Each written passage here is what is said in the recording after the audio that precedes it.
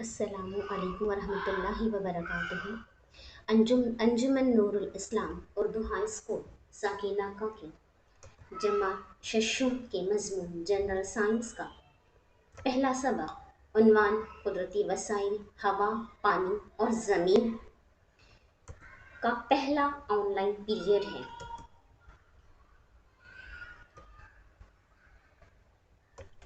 پچھلی جماعت میں ہم زمین کے 4 کروں کی معلومات حاصل کر چکے ہیں: فضائی کرہ، آبی کرہ، حجری کرہ اور حیاتی کرہ۔ یہ تصویر آپ نے جماعت پنجم کے ماحولیاتی مطالعے کے حصہ اول میں دیکھی ہے، مشاہدہ کیا ہے، جس میں زمین کے کرے دکھائے گئے ہیں۔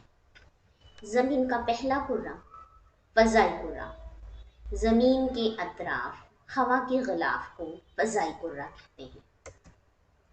آبی کرہ، زمین پر موجود تمام پانی۔ بچوں، یہ پانی زمین پر بھی موجود ہے اور زیر زمین پانی یعنی وہ پانی جسے ہم کنویں کے ذریعے اور بور ویل کے ذریعے حاصل کرتے ہیں۔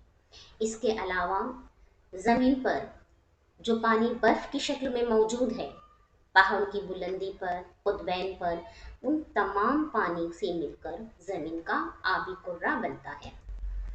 حجری کرہ، یہ زمین پر خشکی کا تمام علاقہ۔ اس میں میدان، سطح مرتفع اور پہاڑ سبھی شامل ہیں۔ حیاتی کرہ، فضائی، آبی اور حجری کرے میں موجود تمام جاندار۔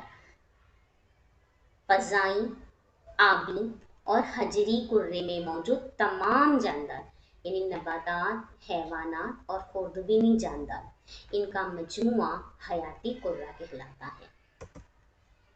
زمین پر موجود تمام چیزوں کا تعلق ہوا، پانی اور مٹی سے ہوتا ہے۔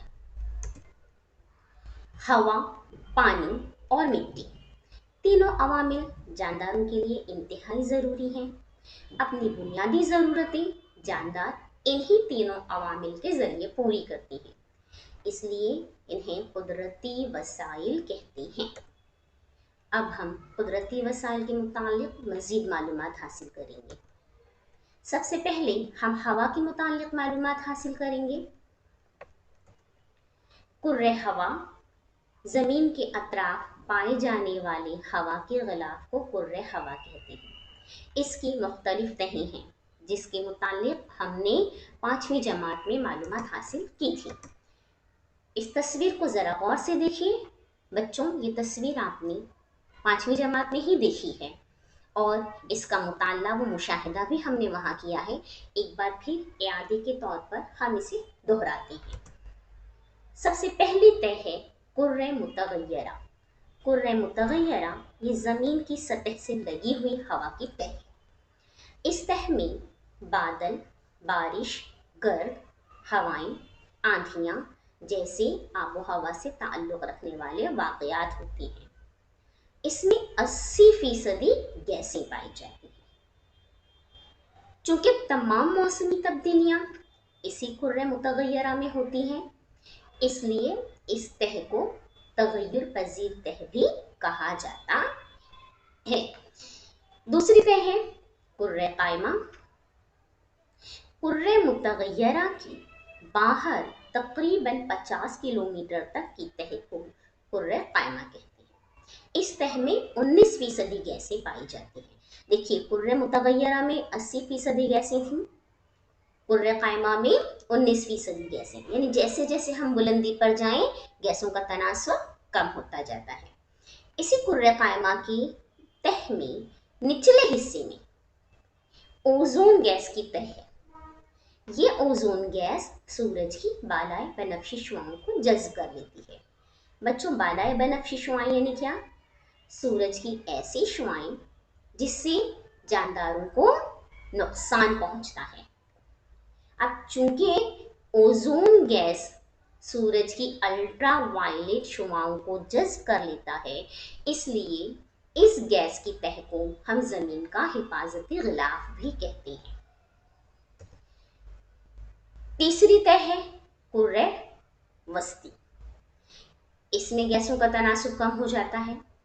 चौथी तह कुर्रे आयुनी, इस तह में भी गैसों का तनासुब कम होता जाता है, यानी हम बुलंदी पर जाएं वैसे वैसे गैसों का तनासुब हर तह में कम से कमतर होता जाता है। अब आती है पांचवी तह यानी कुर्रे हवा की आखिरी तह, इंतहाई बैरूनी तह, इसे कहते हैं कुर्रे बैरूनी। बेटे इस तह में गैसें बिल्कुल भी नहीं पाई जाती। उम्मीद है आपको ये पूरा सबक पांचवी का याद आ गया होगा।